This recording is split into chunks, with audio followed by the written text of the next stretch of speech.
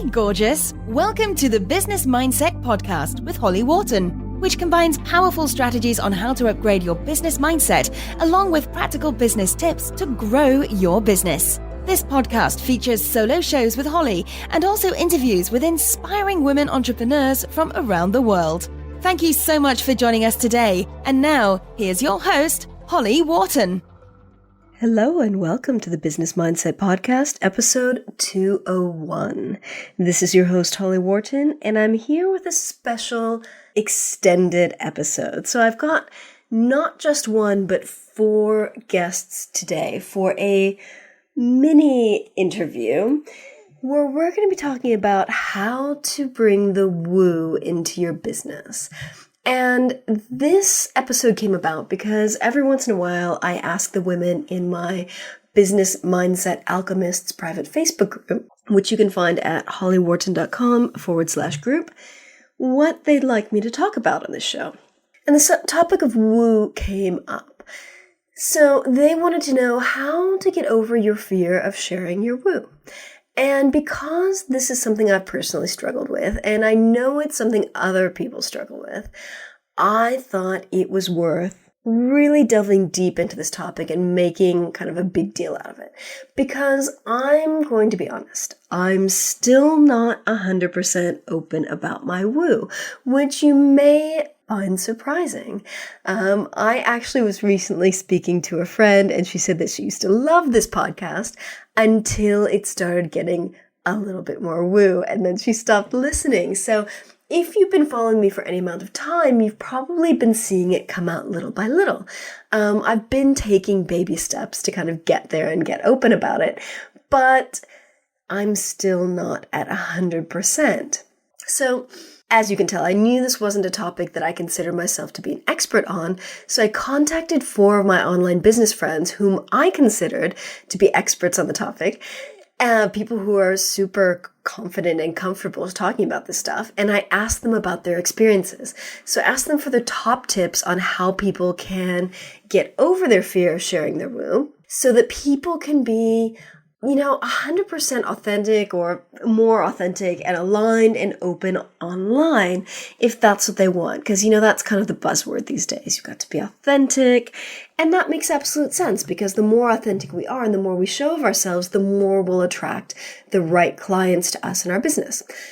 So I got together this small group of 4 woo experts, people whom I consider to be open about their woo, and we got together and recorded these mini interviews on the topic. Now, this extended episode has taken a couple of months to pull together. I first started talking about this back in February, so I'm super excited that it's finally ready for your ears.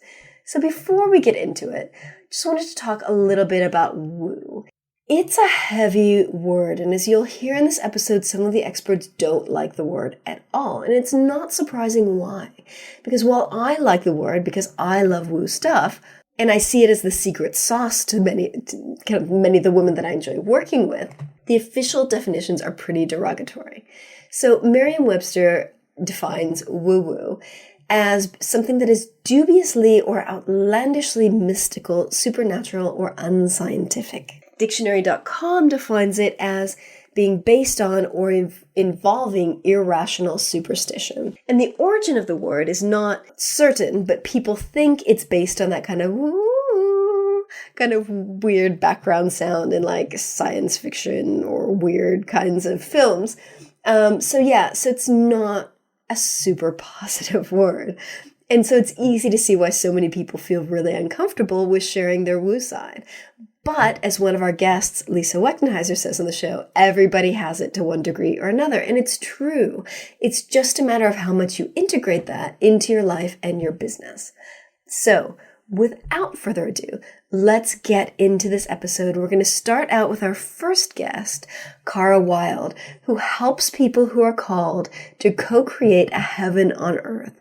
She helps people to channel their guide, to achieve their soul's goals in this lifetime, and to live their most joy-fueled life. She was previously a guest on the show in episodes 13 back in the first year and 116 more recently. Hi, Cara. Hi. So we're talking about woo today. We are. Yes. So would you say that you're 100% open about your woo in your business marketing and communications and your online relationships and stuff? I was thinking about, I am the woo in my business. It's like, I don't think you could get much more woo in my head. So yeah, obviously, one of my main components is my business is that I verbally channel my guide. So I allow a non-physical being to talk through me. So yeah. And my business kind of built around that. So before that, I was only did EFT, and just did the guides work in the kind of background with small groups.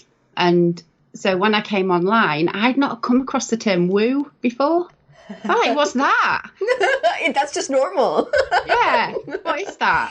And so I think that probably made a big difference because I'd been working offline. And when I worked in mainstream counselling, I was very open with my woo then. I've just been open all my life, really, as soon as it found me. So, yeah, 100% woo. And have you always felt safe and comfortable sharing that with other people? Because I think so many people struggle with sharing that part of themselves, and yet for you it seems really natural.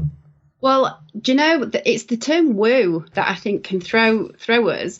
So I found it when I was 17 and I was just really excited. And so I'd talk to anybody who'd stop and listen to me really about it. I must drove people crazy. But people were just generally curious. But I think that's the key thing for people that are already aware and in that online business. And then it's termed woo as though it's something weird and strange. And people almost say it apologetically. Like, oh, it's a bit woo. And I wrote this blog post called It's Not Woo, It's Real.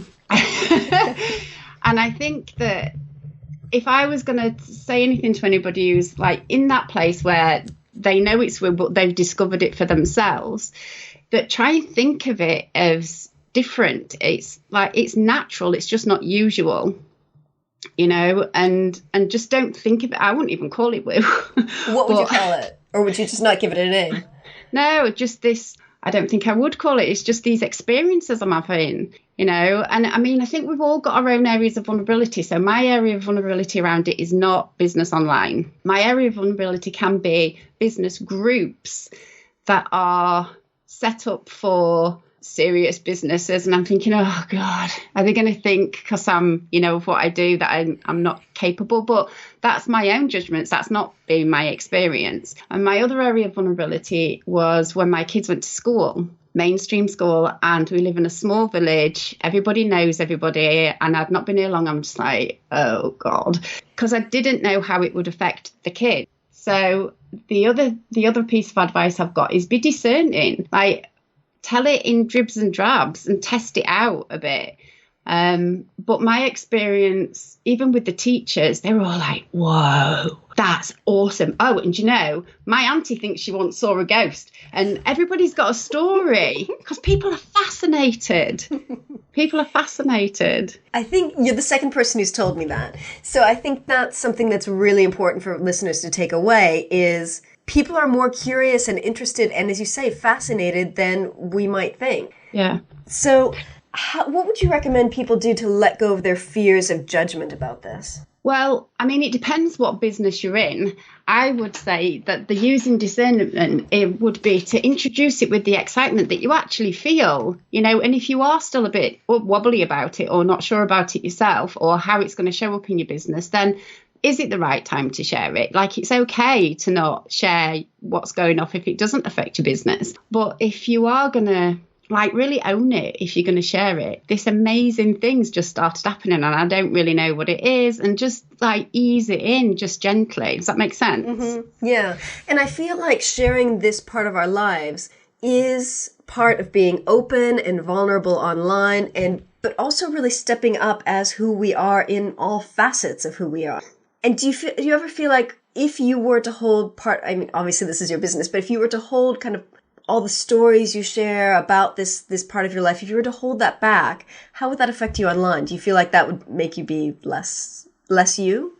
Well, that's the other thing is authenticity is and relationship building is such a key component to businesses now. That's what makes a difference. And people are more interested in connecting with people because of what they see in you that they want for themselves. You know, we all project what I call our light shadow onto people, and we want to connect with that because what we're really wanting to do is connect with that part of ourselves. So people can tell. You know, people can really tell. And I think people are what I call reading the energy. And your business is more fun when you do it like that as well.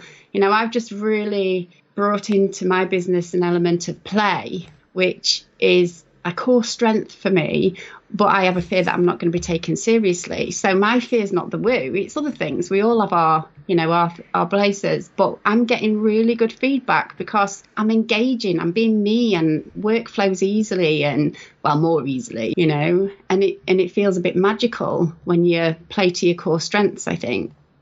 And how do you feel like being really transparent about the channeling and the things that you do in your business that aren't particularly mainstream, how do you feel that that's helped you to be more successful and more authentic? That's interesting because, like I said, my business kind of built up around the fact that I could channel and people were asking me to do it anyway.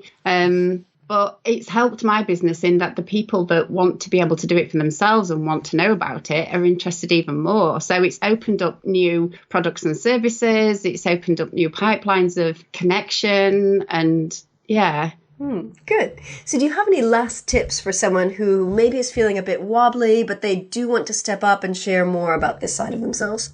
Well, I think one of the big things that I think helps in business is when we take the focus off of us and when we put the focus back on either service or the mission or what's known as the results that we offer. So in terms of like blending the woo, the service that you're offering is because the world needs more stuff like this. You know, we need more magic. We need a different way. Old things aren't working anymore. So you're part of this kind of evolution where this way of working, this way of communicating and connecting is part of the future. So get on that ride. It's awesome. It's exciting. So be excited about it rather than embarrassed about it. Like embrace and learn how to embrace that part of yourself within yourself. Does that make sense? Yeah, like you feel more sense. comfortable. Yeah. And then what other people think will bounce off you but more easily. And you'll find people that really want to engage with you. And engaging you with your business in ways that you might not be able to think are possible right now too. So it could lead to all sorts of things. Excellent. Well, thank you so much for your tips. And I think your experience is really important because you've made this such a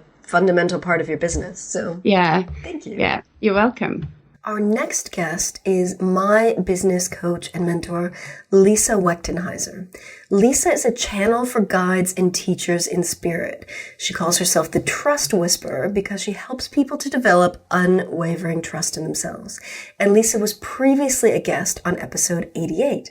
Now, I wanted to have Lisa on this show because I think she's such a great example of how she makes the woo practical. And so we're going to talk a little bit more about this in just a second. Hey, Lisa. How are you? Hey, Holly. I'm awesome. Good to be with you. Good to be with you. Let's talk woo. Yeah. So would you say that you're 100% open about your woo in your business marketing and communications? I would say yes. I am. Yeah. And I love that because when I first met you, you used to call yourself, or used to say that you were practically woo because you bring the woo and the practical business stuff together. That's right. So I would say that was pretty clear in your marketing and business message. Yeah, because I started offering intuitive readings, and so that's of its very nature woo. So it was hard to but my way of doing it was to bring down that information in a very practical and useful way for people. And so that was the difference. For me, that was the difference. Yeah, and I think one of the interesting things about you and that I've always sensed is that you are a very practical person. You're not like off in the clouds, doing woo stuff. I don't know, like you managed to take that guidance and that information and that wisdom and bring it into something really practical and actionable and useful. Yeah, and I was not always that way. And that really came about because I had prepared like a 20-page reading for one of my friends with like all of her guides stepped forward and spoke about different things. And it was this huge reading and I was so proud of it. And I gave it to her and she came back the next day and she said, "This is lovely. Thank you so much. And what am I supposed to do with this?" And I was like, "Yeah, what are you supposed to do with that?" But you have 20 pages of information. Right.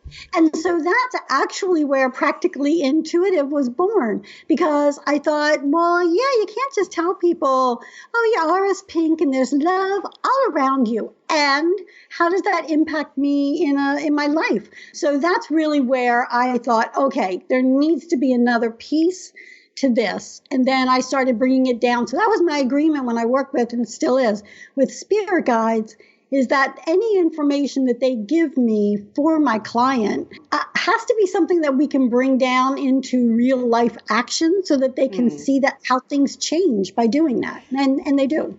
I love that. So that starts with setting the intention for the type of information you're going to receive. Yeah, absolutely. Good. I love that. So did you ever have any fears about people judging you for your woo? And if so, how did you get over that? Initially, I did. And it had a lot to do with really one person was my cousin, who is very, very Catholic. And she got scared when I first started doing this. And I think she thought I was going off to the dark side. And that hurt my feelings because I'm like, I'm here walking in love and light, and you think I'm doing this thing. And it said to me, like, I have to be able to be who I am. And if she chooses to go away, okay, I will miss her. I love her. And you know what? She didn't. And she's like one of my biggest fans now. So initially I was afraid of other people's judgments. But once I learned that it's really about their fears and not even about me or my path or any of that, then it helped me kind of, be more aware of what's going on with them and not to take it so personally. And I think one of the things that you said to me on more than one occasion is that when you started being really open about your woo, people started asking you about it, like they were really curious about it.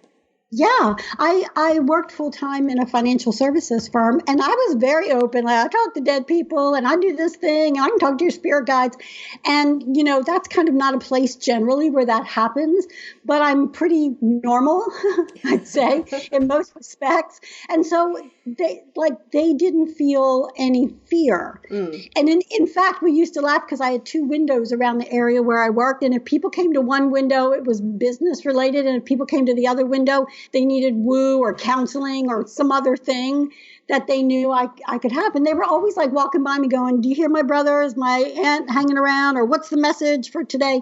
So I felt like just by presenting myself as, it's this thing I do. Like I could bake great chocolate cakes and I talk to dead people. Like it was no big deal. That's when I think they felt comfortable, because they felt comfortable with me. And I think that's really the key. If you're not walking around like I talk to dead people kind of thing, but just be you. And I can do this thing. Then it puts other people's mind at ease, I find. Now, how long have you had this awareness that you could talk to dead people and spirit guides? I knew I was highly intuitive all my life because my mom was, and I saw her put it into action. But it really wasn't until after my goddaughter died in 2006 that she was the first person I heard from the other side. And that, and even my mom, that when my mom died later that year, it was a tough year. When my mom died later that year, the last thing I said to my mom was, I can hear you wherever you go. So you go and just say hi now and again. And so it really became very clear to me that not only do I hear dead people, but spirit guides, I can hear on a different plane than a lot of people are aware of. Okay. So what would you say are your top tips for people who want to be more open about their woo? They want to bring it into the business. They want to be able to just talk about it like it's something normal, but they're really afraid. I would say the first thing is you have to own it. And I'm one of my clients, I love her so much. She is a wizard. And so her guides told her to go buy a wizard hat and to wear the wizard hat around the house. And she did. And we talked last week and she said, I think my housekeeper saw me walk by in my wizard hat. And I was like, how hilarious is that? But that's her owning it to herself, right? And learning to be comfortable in that energy. Before you even announce it to the world, you have to own it. Otherwise, it doesn't have any kind of depth to it. So the first piece I would say is, really own it. It is part of who you are. And truthfully, it's part of everyone. But like some people come into this lifetime, as piano virtuosos at 5, and some of us just continue plunking away, at 55 or whatever, right? Some of us have that heightened ability. But all of us have the ability, and that's the number 2 piece that I would say is, it's not weird to have it. Everybody has it to one degree or another. So, what degree are you willing to open up to? The third thing is, you can use a lot of different languaging. People get when you say the gut feeling. Well, that's your damn intuition. Hello. Yeah. Right? But that's something that everybody understands. And it's not like, ooh, she's off on another planet kind of thing. So, use the languaging that might fit the situation, right? I mean, I might not walk into a room of doctors and say, my spirit guides told me that da-da-da-da is going on. But I would say my gut feeling about what's going on is this, right? And so it's just it's in the languaging, but you have to own it first, right? Yeah. And then the languaging. The next piece I would say is don't be afraid of judgment. And that's so easy to say. Yeah. I get that. And yet, like I said earlier, that judgment is all about that person and their fears. When I first started channeling Prince last year, or, when I was aware of that came my channel Prince and his ascended master status. I was terrified to tell people about that because I was like, oh my God, they're going to think I'm using his name to make money. I'm going to get judged. And I did get judged. I had people say, you should be in a medical institution and blah, blah, blah. I don't care. You know what? I don't care. This is my work. I know this is my work. And I'm just going to go ahead and do that. Was I scared? Yes, I really was. But here's the thing. And this is the piece that, I think you kind of have to have in order to really put it out there big. You have to know that you can't not do this. And that's the way I was with the Prince thing. I had a choice. Did I want to go forward and tell people, yeah, he talks to me, yeah, whatever, right? Did I want to do that and address that judgment? Or do I want to just go back to whatever it was I was doing prior to that? And when I really looked at that, I was like, I can't go back. Yeah, you'd already stepped up to that level. Right, I'm not that same person. So, okay, I'll face forward and keep walking regardless of that. And so that's the pieces. The time to really step into it in your business, I feel, is when you can't go back. You cannot go backwards now, because to go backwards would be to shove your little soul into a box. And that's not what you came here to do. You can. There's always a choice. But that's not what you came here to do. So I think that's only 4 tips, but it seems like 5. So I'll just pretend it's 5. That's okay. There was no minimum requirement for tips. I think that was excellent. Okay, great. Here's 67 more tips. All right. Okay. Thank you so much for joining us and giving us your tips and your experience, because I think the reason I asked you to be on this show is that you're one of the top people I know who's just really practical and clear and open about your woo. And I love that. So I'm just very happy to have you sharing your tips with us. Thank you so much. And I just adore you. And I think, it's all a process. I guess that's what I want to say to people. It's a process. Be kind to yourself. Don't rush it, but know that it's available to you. Yeah. And just take one step and see what happens. Excellent. Thank you. Thanks, Holly. Our next guest is Rebecca Kane, who guides women on their She-Rose journey by providing clarity, community, and support to women who want to explore who they are at a really deep level. She does a lot of work with the moon phases. She's a kinesiologist, And she does fantastic work in the woo world. And Rebecca was recently a guest on episode 191, and I'm super excited to have her back on the show for this woo episode. Hello, Rebecca. How are you? Hey, Holly. I'm really good, thanks. You? Good. Let's talk about woo. Oh, please. Okay. So would you say you are 100% open about your woo in your business, marketing, and communications? I would say, as of today, yes. When I started 17 years ago, no. But yeah, 100% today. If people ask me any kind of woo stuff, I would wear it with honor. Excellent. So how did you make that transition from not being comfortable with it to where you are today? I mean, when I first started what we would call woo, that term didn't even exist 17 years ago. And I hadn't even told my family the kind of work I was doing. Because to me, although it has this term woo, it feels so natural to me. And it's actually quite difficult for me to remember that not everybody has this worldview. And I'll be talking about things and people are like, what on earth are you talking about? And I'm like, oh yeah, hang on a minute. Let me just get out of that mindset. So it actually took me probably longer than it should do. And it's almost like I felt I had to come out of like the spiritual closet, as it were, and to own that this was a huge part of my work, but also my life. And I think just as I became more confident in the work I was doing, in my own abilities, in my own and who I was as a person, it just became that natural evolution that I started talking about it more. And because I was confident in who I was and the discussions I was having, nobody questioned them. Yet at the beginning, when I was just kind of like dipping my toe in the water and I was kind of a little bit unsure of which path I was going to take, when I had those discussions with people who maybe weren't as open, it was much easier for them to cut me down and for me to question everything. Whereas now, I'm just happy that everyone has their own worldviews, and if you don't agree with mine, that's absolutely fine. I'll listen, and if I think I need to take anything on board, I'm happy to do that. But fundamentally, I'm happy in my little woo spiritual world. So was it just about taking baby steps for you, or how did you get over that fear of being woo? I don't think it was ever a majorly conscious decision. It really was just one of those things that just evolved as I evolved, and my business grew, and I started offering more programs that maybe had like a more spiritual nature or spoke much more about the energy of things. And then it just became so normal. And one of the really weird things is when I actually kind of claimed it more for myself, people were like, well, I knew that about you anyway, Rebecca. And I was like, oh, right, okay. So I thought I'd been kind of like toning it down, but people were still picking up on it. Yeah, picking up on those vibes, which I guess we just do about people, don't we? Yeah.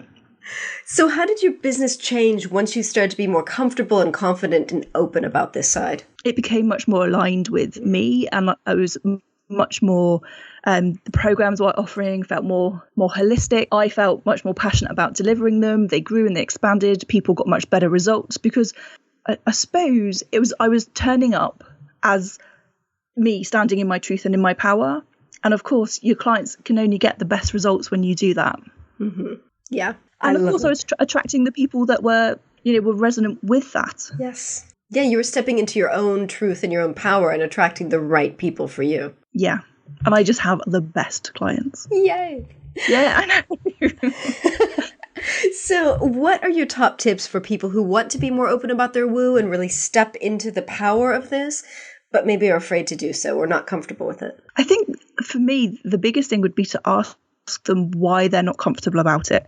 What is it? What fears are underlying? What do they think is going to happen? And of course, being a kinesiologist, being an energy clearer, I would strongly recommend you get some energy clearing done around those fears, because while you have those fears in this particular area of your life, they will be showing up in other areas too. And just because you decide to embrace that part of you more doesn't mean you have to shout it from the rooftops.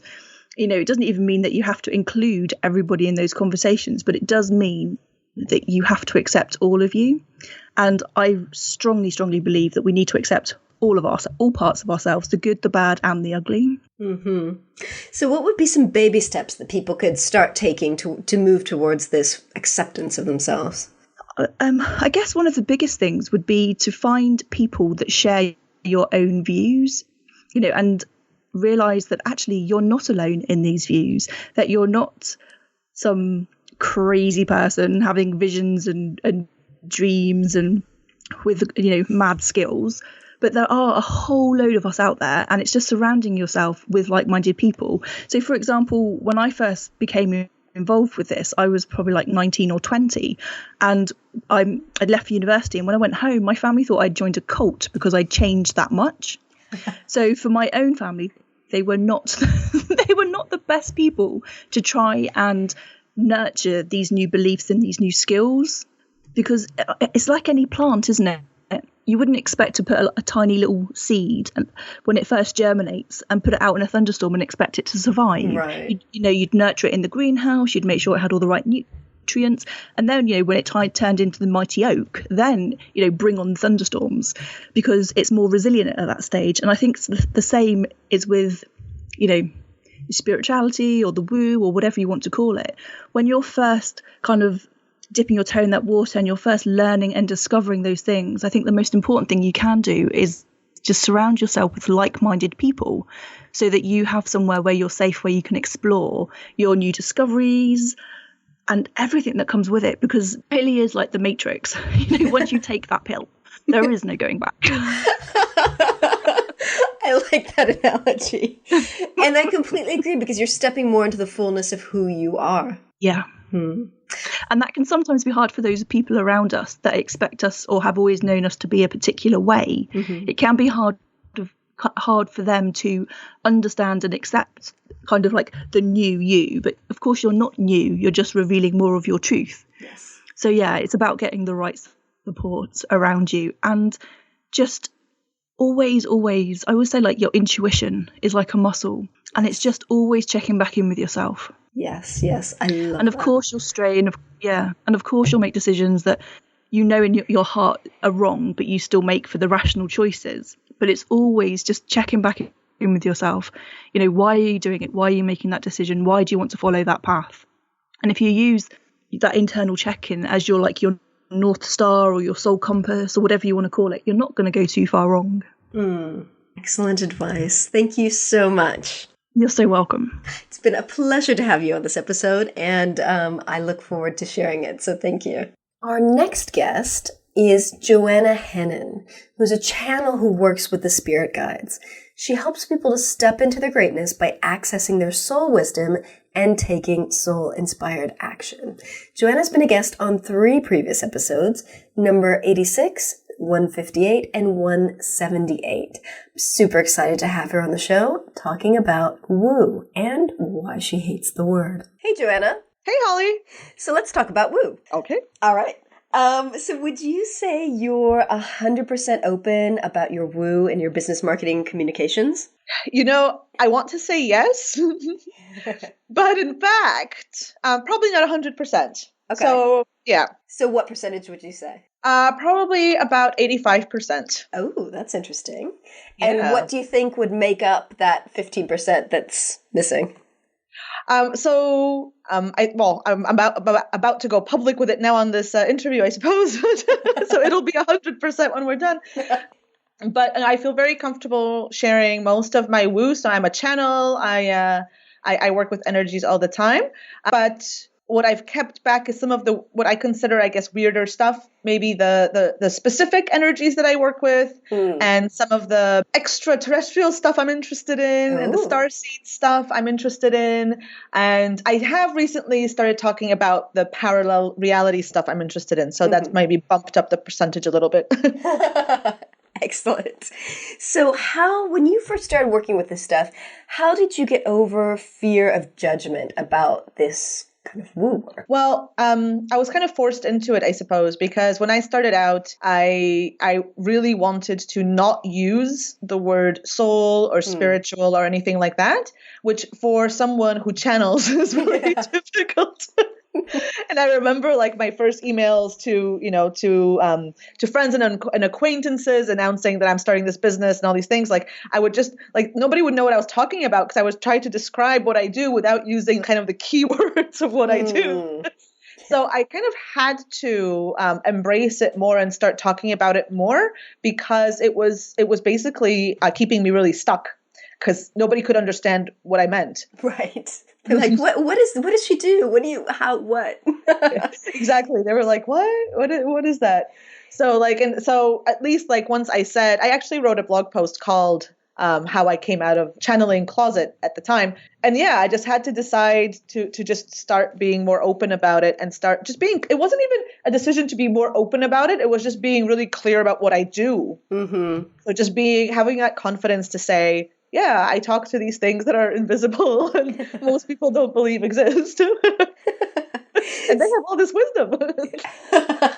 So how did your business change once you started to be more open about this? Well, people started hiring me because they knew what I did. So that was good. That's a good start. Yeah. I think, it's one of those polarizing things, right? I mean, if you're working with, if that's an integral part of your work, and channeling is a super integral part of my work as a soul wisdom mentor. So like my whole work is about helping you align with who you really are, which is a soul. Mm-hmm. Like I can't actually leave that out and still be clear. So when it's an integral part of your work, you just have to go for it.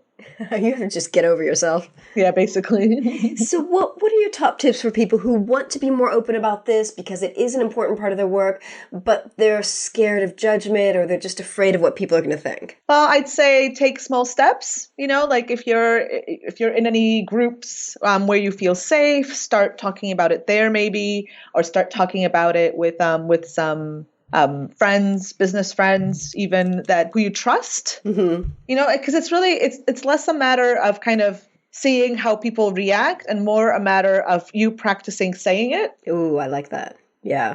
Right. And so what words work for you, how it works for you to say it so that you're comfortable. And eventually it's like with anything. Once you say it a few times, it's the same concept as your elevator speech for your business, right? Right. You just practice saying it over and over, and then you'll see kind of how you feel saying different versions, mm-hmm. and then you get to keep one or a few if you're me and can't decide. You just keep changing. Yeah. So it's about figuring out what language works for you. Yeah, I think so, because the language is what reflects what you want to say, and it's not about kind of telling the world that you work with energy or that you channel, because honestly nobody cares about that, right? It's what you want to convey with that message. So if your message is about being more confident, then you can use that as a story, right? If your message is about being more visibly authentic, then you can use that as a story. It's not actually the thing that matters. Yeah. Right? It's kind of your intention behind the thing, right, and why you want to share. So there's no point, if it's not an integral part of your work, if you're a marketing coach and it doesn't really matter, then you don't need to talk about it if you don't want to. There are plenty of people who don't. Yeah. And it's not necessarily because they're scared, right? It's just because they want to keep their options open in terms of clients. It's not important for them that the client believes in the woo stuff. Right. But if it's a really integral part of your piece of your work, then it's important for you that your clients also believe in it, that you don't have to convince anybody, that you don't have to defend it, all those kinds of things. Mm-hmm. And then you find the right language to talk about so that people are attracted to you. Yeah, that makes sense.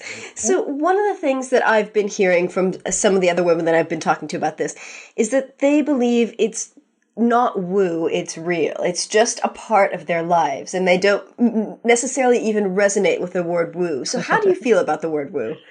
I hate the word woo. Oh, good. Thank you for saying that. Absolutely cannot stand it. I feel like there's layers and layers of judgment in this one little word. Mm-hmm. Okay, let's talk about this.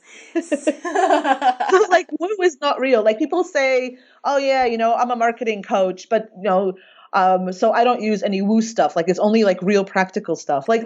It's not like that. It's not like we have the real earthly stuff and then we have this other stuff that doesn't exist and is fluffy and not useful and you shouldn't really be spending your money on buying those services. It's not that. It's it's the other part of your success. And it's where you come from. It's if you're rejecting all of that, then it's you're rejecting who you really are. Yeah, that makes sense. So, but for some people, for myself, the woo, okay, I'm going to keep using this word because we know what it is. The woo element is really important. so I always talk about Lisa Wechtenheiser, whom you also know. Like, for me, the main part of working with her as a business coach or business mentor is that she channels my spirit guides. And that's the important part for me. If she just did the business coaching, I wouldn't be as jazzed about working with her. So Sure. What words or what language would you recommend people use, or do you use, to express that special element of the work that you do? Gosh, there are lots of words that people use. I see a lot of intuitive business coaches. Yes.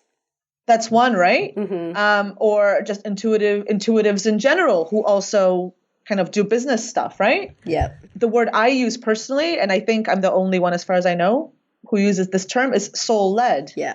Because for me, it's not only about being in touch with it, Mm-hmm. but about letting it steer you. Yeah. So letting your true self steer you rather than, so it's playing from a place of greatness that you are rather than the smallness that you think you are. Mm-hmm. So yes, I use soul-led.